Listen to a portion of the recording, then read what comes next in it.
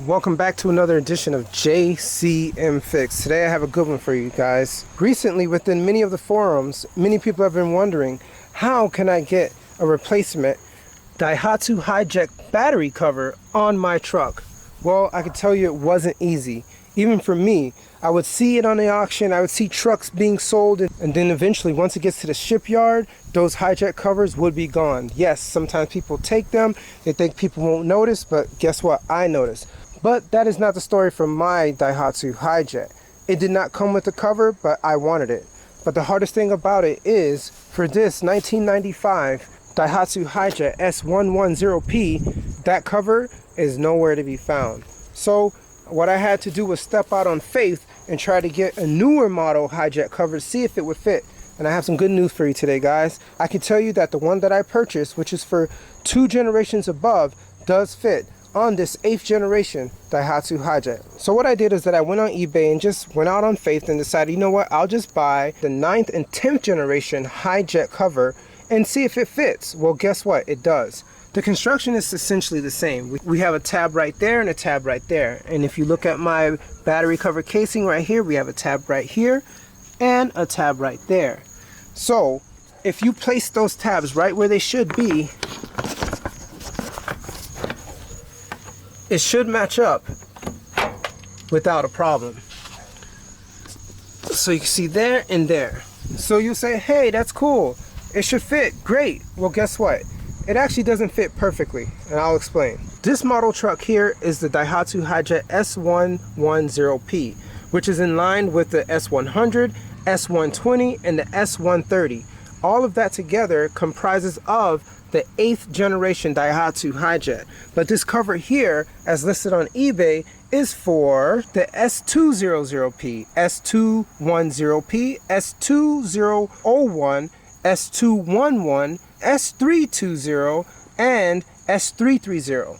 That together comprises of the 9th and 10th generation Daihatsu trucks. This cover, when purchased on eBay, already came with its own tabs, but the problem is, being that it doesn't match up perfectly, once you push this in, it kind of makes this come out a little bit, and that's not good. It's not a 100% match. I guess the newer generations has the tabs a little bit more forward, and it allows it to snap in with the particular plastic pieces perfectly fine, but this doesn't. Once you put this in, it can easily just fall right out, and then this will fall right onto the floor, and that's not good. See how it just falls out? And the one that did come with it was just too small, so I tried to go a little bit thicker, and it didn't work. So what I decided to do was just go with some bolts.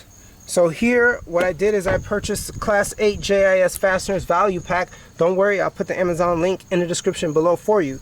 And I decided to use a M8 1.25 by 25 millimeter cap screw, which is this one. And for the right side, I was essentially going to use the M6 1.0 by 30 millimeter cap screw, but I'm not going to do that because it just goes right in just like that. It could just fall off while you're driving. So you say, well, why the different sizes? Well, let me show you. On the left side of the cover, the hole is a little bit bigger, as you can see right there.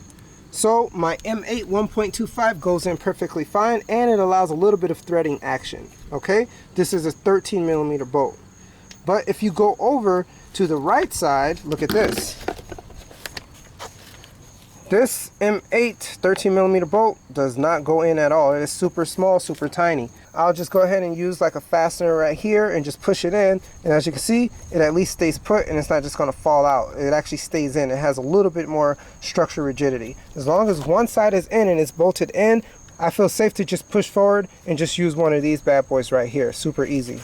And if you wanted to, you could use this. I don't like using these things because it's super hard to take off, but it would allow it to be in even more. But look at that, it hurts. I hate it. So I'll just do it the normal way, just like that.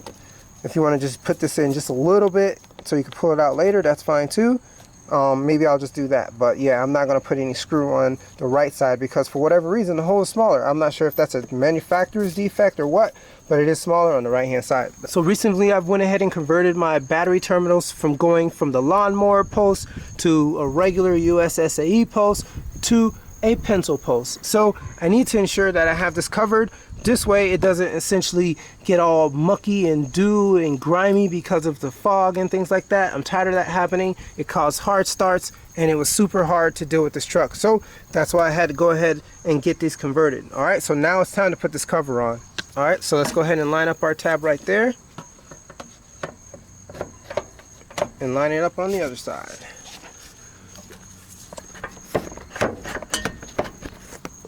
Make sure both sides are lined up. So this side, we're just gonna go ahead and pop this in just like that. And now keep it from flying away in the wind. So just go ahead and put this in just like that. Just to make it a little bit stronger. All right. All right, it won't go anywhere, don't worry. And so for this one, you're gonna have to do a little bit of threading action. Once you thread it in here, it's not going to move. Place it on one, let's go ahead and push it in, 13 millimeters. Tighten it down. And I like this method better because it allows like a mechanic, if they need to like do any service, they'll see the bolt, they'll get a 13 millimeter, they can easily just take it off. Just print it all the way down. Good. It doesn't need to go any further. As long as it's in, it's not just gonna fall out while you're driving. See, it's in. That's all you need. Just like that. Okay, let's go ahead and check our work. You see, that's in. That's in. Even though this is a little bit loose, it's not going to come off because the plastic part is long enough. And once again, once you have one in, it's not coming off. So that's it, guys. I hope you guys learned a little bit. I hope it helps you. Like I said, it is super hard to use these things right here, so you're going to have a little problem. So if you have a longer one than this, then even better. Then maybe you'll be okay to just push it in and then be fine. But for me, I didn't have any long ones. So I decided to go the screw method, and I'm sure I'll be fine. So hopefully my batteries won't get so crusty. Yes, air still can go through it, which is fine, but it'll help protect it from the rain and things like that. So that's it, guys. So if you want to see more videos of this Daihatsu Hijet and other JDM vehicles, make sure you check the playlist below. I have super many more videos to come, and many that have already been made for this Daihatsu Hijet and other JDM vehicles. All right, guys, have a blessed day.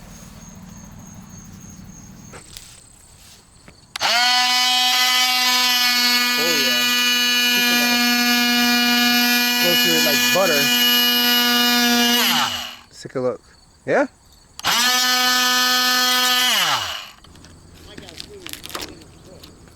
Alright. Let's take all this off. Because look at this. It's super rusty. Super. It's 400 grit sandpaper. Let's see how it handles.